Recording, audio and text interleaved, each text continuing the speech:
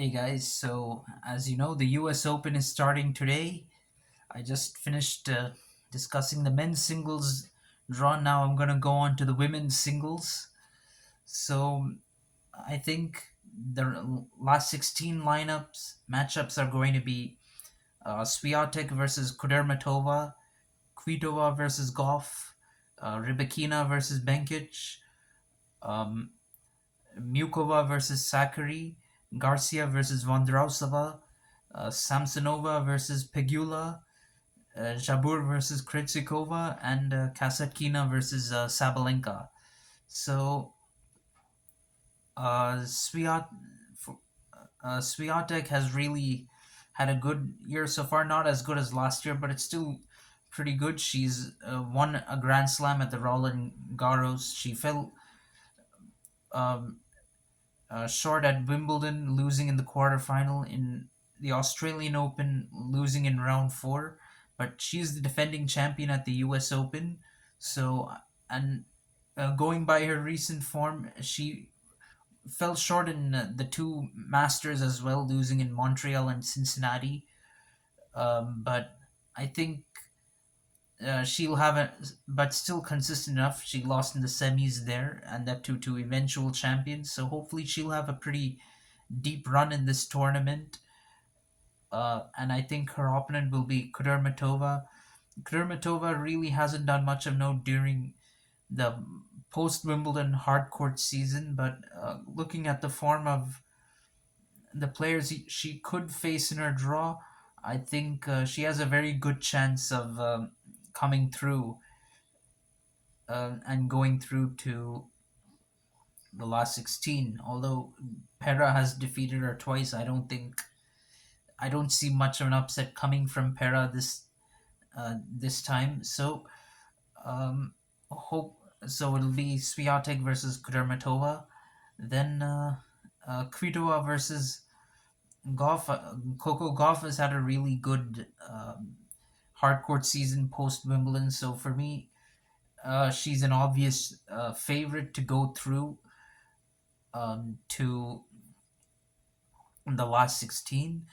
She won a title in DC. She also won one of the Masters events, winning in Cincinnati, and in Montreal she reached the quarterfinals. So she's had a really consistent hardcourt season post Wimbledon. So I think she will carry on that form at the U.S. Open as well. And then Kvitova, she's won a hardcourt Masters in Miami, and then she's reached round four. She did reach the last 16 in Wimbledon. Looking at the draw that she has, I think she will have a pretty comfortable ride through to the last 16. She could face Lynette in round three, against whom she has a 3-0 record. For Goff, the only challenging opponent is Mertens, but she's won both her matches against Mertens, so that shouldn't be a problem. So I think this will be Kvitova versus Goff.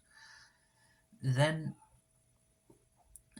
for Rybakina versus Benkic, I think Rybakina is another person who's had a really good season so far. It's not been as good post Wimbledon, but she still reached a semi final in Montreal. But before the clay court season, she really did well. She won in Indian Wells, and she reached the finals of Australian Open and Miami. At the Grand Slam level, too, she has also had the quarterfinal run in Wimbledon, so she's been good in the majors uh, this year. And I think going by the draw she has got, I mean, the toughest opponent could be Kirstea in round three, but Rybakina has won both her matches against her. Of course, Kalinskaya, she has a 2-2 record against Kalinskaya and Siniakova, but I think she's unlikely to face them in round three. You never know, but I don't see them defeating her at a Grand Slam with her current form. Benkic has done really well post Wimbledon. She's reached a couple of quarterfinals in DC and Montreal. Earlier in the year, she won hardcore titles in Adelaide and Abu Dhabi. At the Grand Slam level, she's reached the last 16 at Australian Open and Wimbledon. Before, there could be Azarenka to face in round uh, three, but she's defeated Azarenka this year in Doha. So hopefully, Benkic will be able to win again and come through the last 16 match against Rybakina. Then,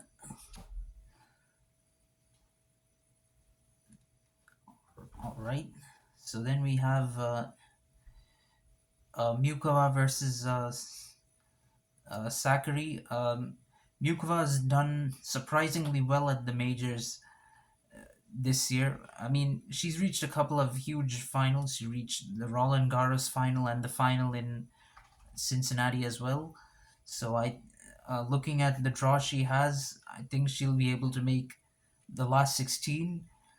Of course, there is Haddad Maya in who she could face in round three, but Mukova has won all three matches against Haddad Maya and also defeated her in Cincinnati. So hopefully, Mukova will be able to win again. And I think Sakari too has a pretty uh, comfortable uh, draw. I mean, it's not too easy, but easy enough that I think she'll be able to get to the last 16. Kalinina, she recently defeated in Indian Wells this year, and from her performances, she was runner up in DC to golf. So I think Sakari will come through to the last 16. Uh,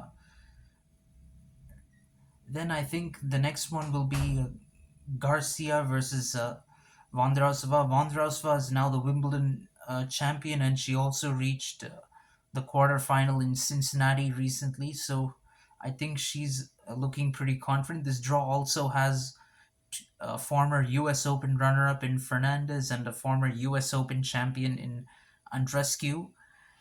Um, and then there is Alexandrova, who reached a final in Cleveland last week. But I think Vondrausova should be able to get through uh, those matches. I don't think she's really played many of them before, but I think she'd be able to defeat them if she meets them. And then for Garcia, she's done. Garcia's not most of her hardcore performances have come before the clay court season, but I think she will. She seems to be in better form than a lot of the players in her draw, so hopefully she will come through those matches and make the last 16. Then there's Samsonova versus Pegula. Pegula won one of the Masters titles, the two recent Masters titles, winning the Canadian Open in Montreal, and then she also she's reached the quarters at Australian Open and Wimbledon, and she also was a semi-finalist in DC before the two Masters. So she's having a really good season this year, and I think Samsonova will be her opponent in the round of 16. Samsonova was runner-up to Pegula, in fact, in the Canadian Open, and also reached the semis in DC. Looking at the draws these two have, I think um, Samsonova does have a tough round three match against Keys, who reached quarters at Wimbledon and DC, as well as in Dubai. But I think Samsonova will be has a little more confidence and will be able to win that match. Then Pegula could face Svitolina in round three, but Pegula recently defeated Svitolina in DC and has a 3-1 record against her. So hopefully That won't be too much of a problem for Pegula. Then you've got Ons Jabeur um, versus, I think she'll face Krejcikova. Krejcikova is a little bit of a hard guess. She herself hasn't been in great form since Wimbledon, but she's reached the last 16 at the Australian Open before. She's won a WTA title in Dubai. That's a pretty big one. So, looking at the form of the others in the draw, of course, there is Buskova as well, but oh, sorry, Buskova is going to likely lose to Jabeur in round three, in my opinion. Jabeur is was runner up at Wimbledon, and she's reached quarters in Roland Garros and Cincinnati this year. So I think her form is a little bit superior to the others. Is quite superior to the other players in this draw. Of course, there is Maria, who has won a couple of WTA titles, but not major ones. So, and Buskova reached the quarters in Cincinnati, last 16 at Wimbledon, but I don't think see her defeating Jabeur. Then, so and then Krejcikova seems in slightly better form than the other players in her draw, and nobody really is in great form per se. So I think Krejcikova will come to the last 16 against Jabeur. Then,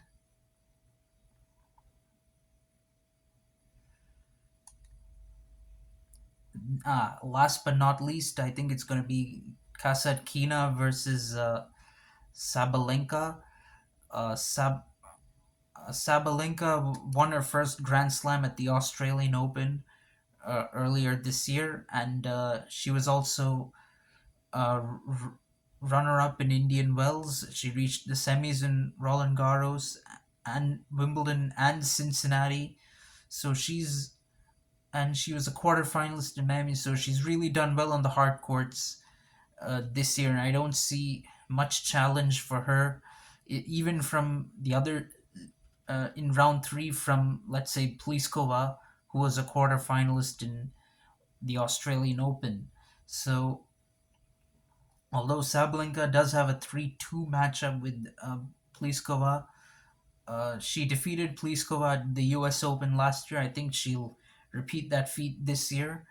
Then Casa Kina, she recently reached a quarterfinal in Montreal, and I don't think anyone in her draw is in such form. Of course, there is Badosa and Venus Williams who are in this draw. Venus Williams has won the US Open before, but I don't think they will be much of a challenge to Kasatkina.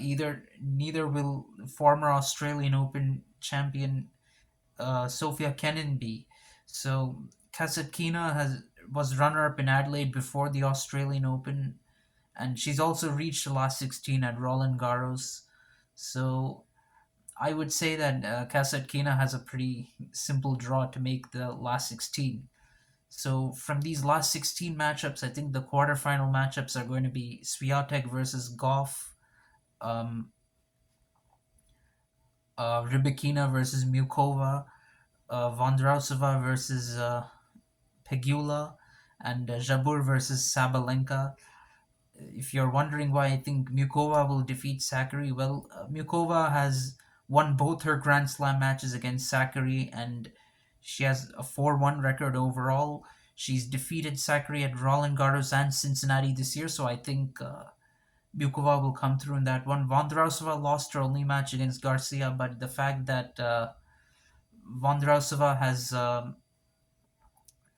won Wimbledon might give her some confidence that she can get over the line against Garcia. That's my gut feeling. And then the others, I think, are pretty obvious. Don't need too much explaining. Maybe Coco Gauff beating Kvitova. I think Gauff defeated Kvitova in Wimbledon. In Doha this year. So I think she'll do it again.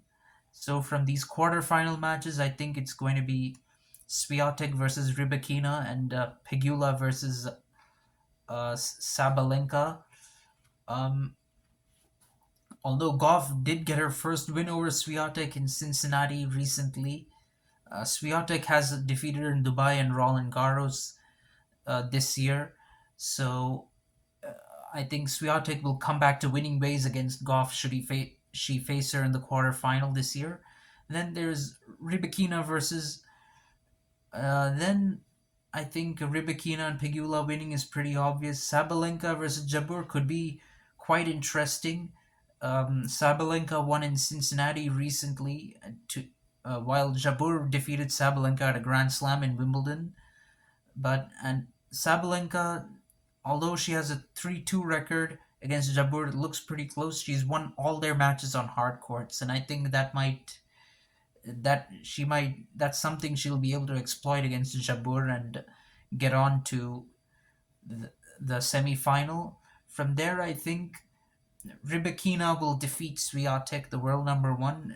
Rybakina has really had Swiatek's number this year, winning at Australian Open, Indian Wells, and Rome.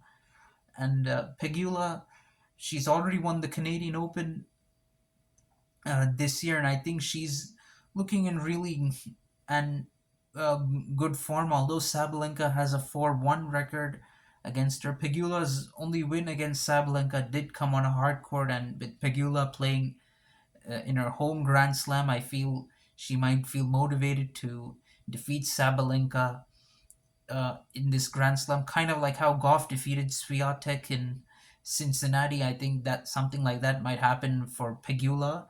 So the final would be between Rybakina and Pegula.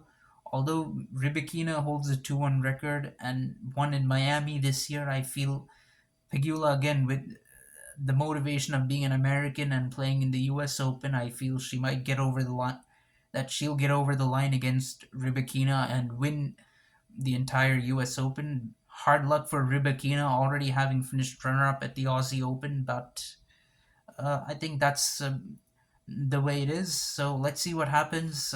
Thanks for watching my video. Let me know what you guys think.